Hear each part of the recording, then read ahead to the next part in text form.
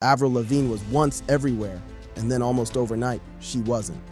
In 2002, she burst onto the scene, a teenage girl in a necktie, armed with a skateboard and a sneer. She didn't care about lip gloss or backup dancers. She was different, and that was her power.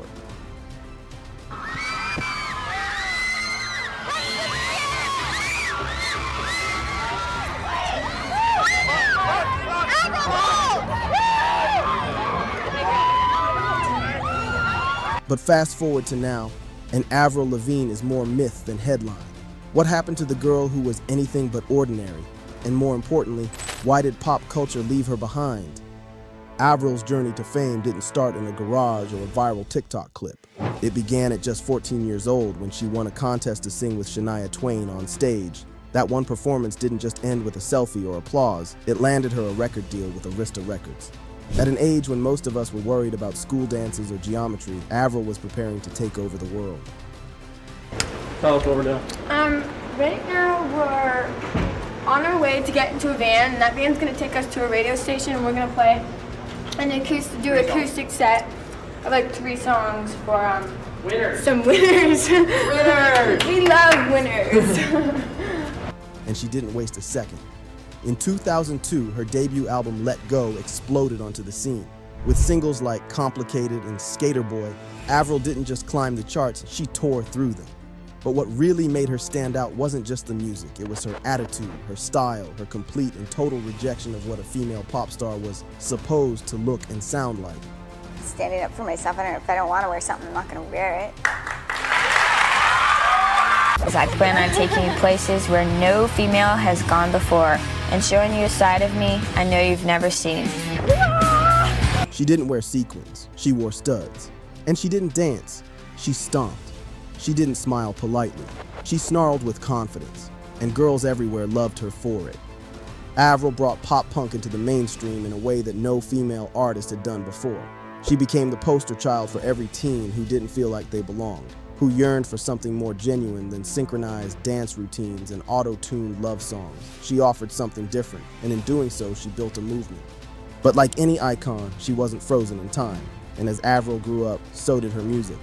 Her 2004 sophomore album, Under My Skin, took a darker, more introspective turn. Songs like My Happy Ending and Nobody's Home weren't punk anthems. They were moody, haunting, and deeply personal. The lyrics were raw, the production was heavier. It was clear Avril wasn't trying to stay in a box when she was trying to evolve. And her feelings she hides, her dreams she can't find.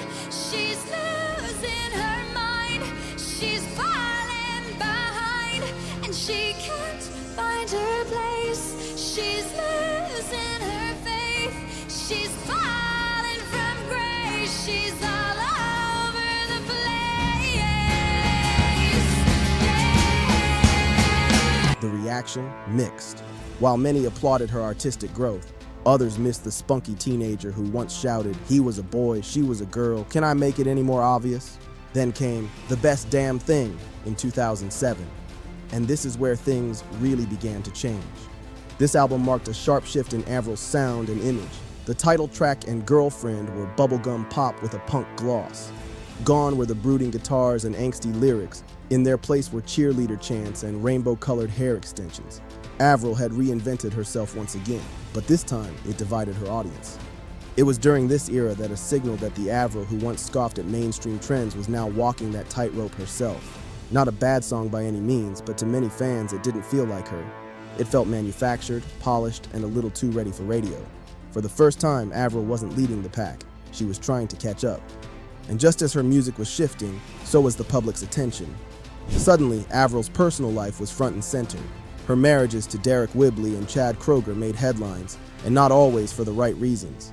The media began to question her authenticity. Was she really punk? Was she just another pop star in disguise? Was she losing her edge? Worse, whispers started floating around online, conspiracy theories that she had been replaced by a body double. Her voice, some said, didn't sound the same. Her look had changed. Even her handwriting, fans claimed, was off. It became clear. Avril Lavigne was no longer untouchable. Then came the most devastating chapter in her journey, one that no tabloid headline could spin into gossip. In 2014, Avril was diagnosed with Lyme disease, a tick-borne illness that, for her, became absolutely debilitating.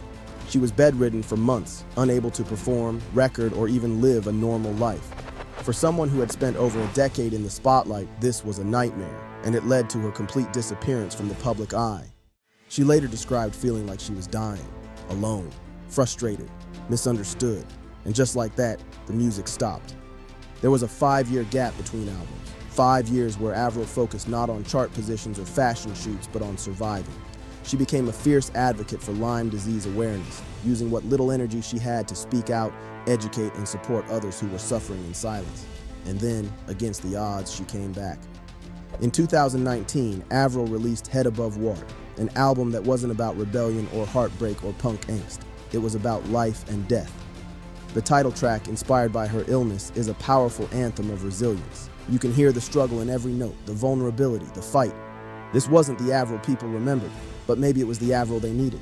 Critics praised the album's emotional depth. Fans, especially those who had battled chronic illness or depression, connected with it on a personal level. It was a reintroduction, not to a character or a trend, but to the real Avril, and she wasn't done. In 2022, she dropped Love Sue, and this time, she was back in full force. Loud, bratty, full of hooks and attitude, the album felt like Avril at her most free. She teamed up with Machine Gun Kelly, Travis Barker, and other names leading the modern pop-punk revival. She wasn't chasing relevance, she was part of it. The fans, they showed up. The reviews, solid. The message, she still has it. Her 2024 Glastonbury performance was more than just a set, it was a statement. After everything, the media doubt, the health scares, the industry shifts, Avril Lavigne could still command a stage. And not just because of nostalgia, because she earned it. So was this the beginning of the end? Not exactly, but it marked the start of something. A period where Avril struggled with her identity, her sound, and her place in a changing industry. A moment where she tried on different versions of herself, some more authentic than others. A time when the pressure to stay on top clashed with the desire to grow. But here's the thing, every artist has a crossroads. For Avril, that song wasn't a failure, it was a pivot.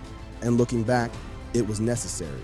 Because without that journey, without the detours and missteps, we might never have gotten the comeback. Today, Avril continues to write, record, and perform.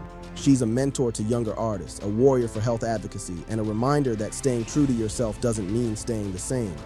Her influence? Still massive. You can hear it in today's alt-pop stars. You can see it in fashion. You can feel it every time a girl picks up a guitar and refuses to smile just because someone tells her to.